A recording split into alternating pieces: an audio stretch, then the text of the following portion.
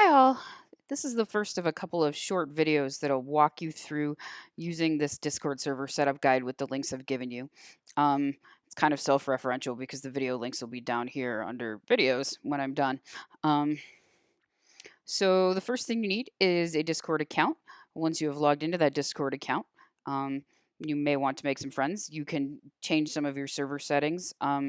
If you hate your picture, you can hit that it automatically assign me. Like that's a really old picture.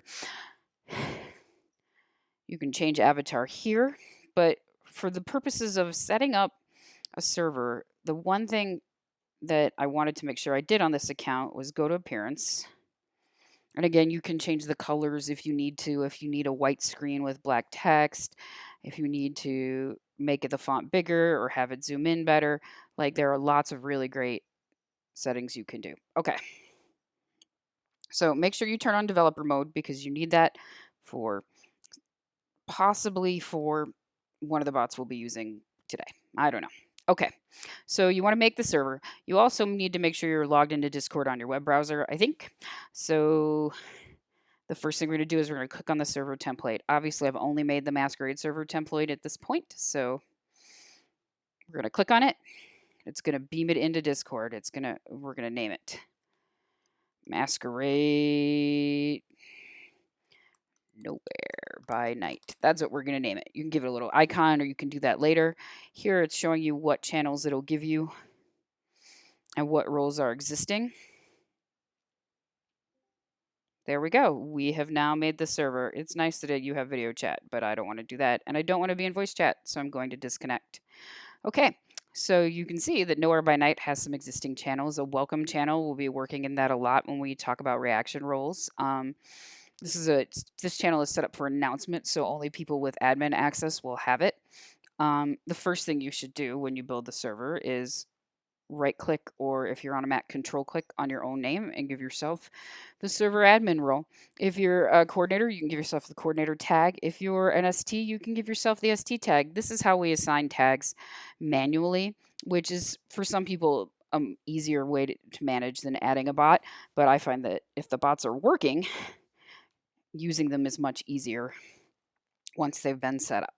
Okay, so this is the OOC chat room. It's like whatever room your domain uses to hang out in if you need an out of character moment before game, after games, right? Okay.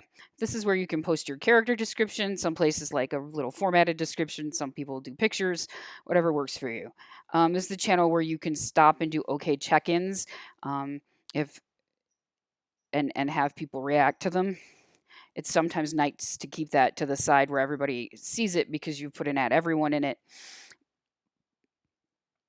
but not disrupting the flow of play. Joined rooms here is where people will talk to Dino to join their rooms later. This is where you talk to your RPS bot. If you're modifying this for the for a COD game, because I haven't made that template yet, you can change this to be like dice here. These are staff channels generally. I mean, you can make more, but this is really staff chat. This is where you're going to do all your work talking to the bot so that you aren't spamming the whole server with everything that you tell the bot. So regular players who don't have the storyteller, coordinator, or admin tags will not be able to see these rooms. This is the staff voice channel.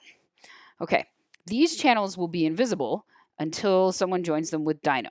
You can change the permissions on that, and we'll talk about that in another video, but not right now. Voice channels are pretty self-explanatory. Archive channels. So if you're concerned about metagaming or you want to keep like archives of what happens at each game, one of the things you can do is disconnect the rank from the room, and I'll explain that later.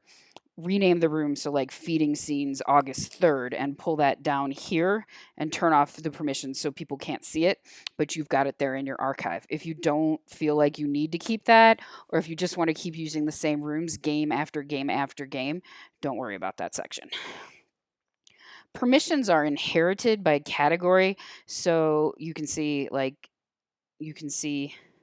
so here are the out of character channels permission. Right click on it and click edit category, and you can see the permissions. Everyone has permissions to do things And these are just the default everyone permissions for the server. Everyone has permissions in the OOC channel, except this one. But then if you look for the ST channels, you can see, again, you right click edit category. You can see not everyone can see those channels, but the coordinator staff can, and the ST staff can. Anyone who has admin permissions, it automatically overrides everything, and they can see everything. So any channel I build in this category is going to inherit those permissions.